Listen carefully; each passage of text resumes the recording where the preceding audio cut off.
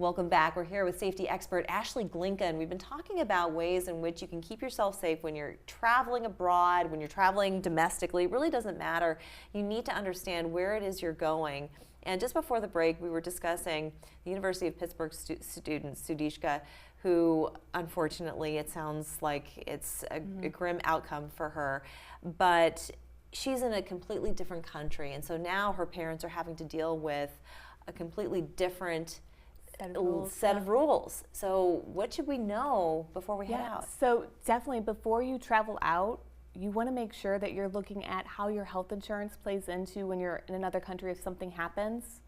Are they going to cover you, especially looking at the risk level of that country? Because a lot of times if it is a do not travel country, then even if your insurance covers it here, they're likely not going to cover it if there's been those warnings.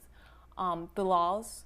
So from a law enforcement standpoint, how they conduct the investigations, even how the airports are run, those are all different than what we have here. So make sure that when you're looking at that trip, like we were talking about in the previous segment, the research, those are aspects you're looking at as well, because you want to make sure that in case a medical, a tragedy such as this, whatever it is, even criminal, like that you understand what's going to happen, because that's going to help you in your confidence level.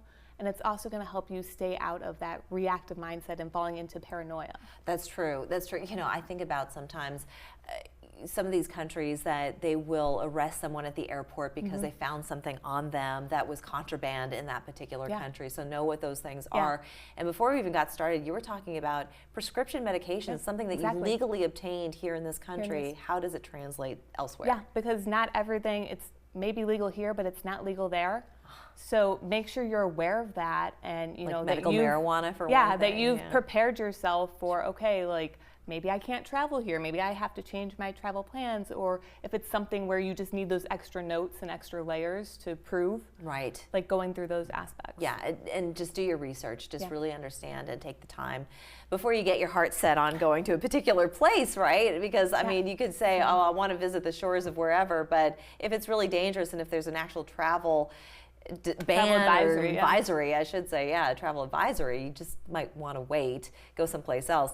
How did you get into this line of work? So I was a federal air marshal, and in that I traveled. And what is a federal air marshal? So I was anti-terrorism officer. So I traveled domestically and internationally for covertly, and it was anti-terrorism, so that another September 11th didn't happen. And within that, I also worked in D.C. within our investigations division, and I was a representative at the Terrorist Screening Center, where I did watch listing and was a subject matter expert there. Sounds exciting. So I traded my badge in for babies. You did. So I have 3 little ones now, and when I made that transition, taking the tools that I developed in my time as an air marshal, where I had to be able to read body language, environments, analyze all that, and then make that decision quickly for national security. So as I was in this motherhood journey, it was kind of like so much fear is around safety. And a lot of people don't want to think about it. That's right. Because it's terrifying to think that something could happen to you. So we fall into that it can't happen to me mindset. Exactly. So how do we break that?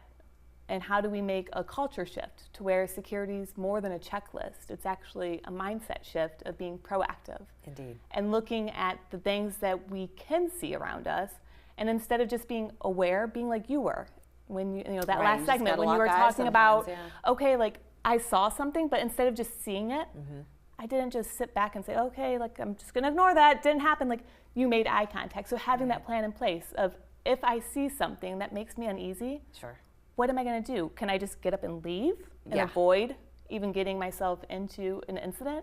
Or can I make eyes? Can I say good morning, the power of hello? And that sort of aspect. So that's how I shifted. Away, that's a red flag right there. And that's now I do speaking and consulting with small businesses and individuals and even larger corporations. I was going to say workplace violence prevention and just kind of you're the perfect person to talk about this with parents, and especially now with spring break upon us. Just kind of like how can we build that mindset and how can we do it in a way that's not building fear but empowerment. Empowerment, indeed. And you do have a TEDx talk coming up. So when is this happening? So April 23rd. It's TEDx Charleston. So tickets are available online. Indeed. And I'm going to be talking about situational intelligence and just the power of the superpower. And that's what it is. We that talk we about have. situational awareness, but it's situational intelligence, and know before you go. Yep, and just kind of the difference between situational intelligence is adding in that analyzing and identifying, Right. and then having that plan of action. Can't wait to see the talk. Ashley, thank you so much for joining us. Appreciate you. We're back after this.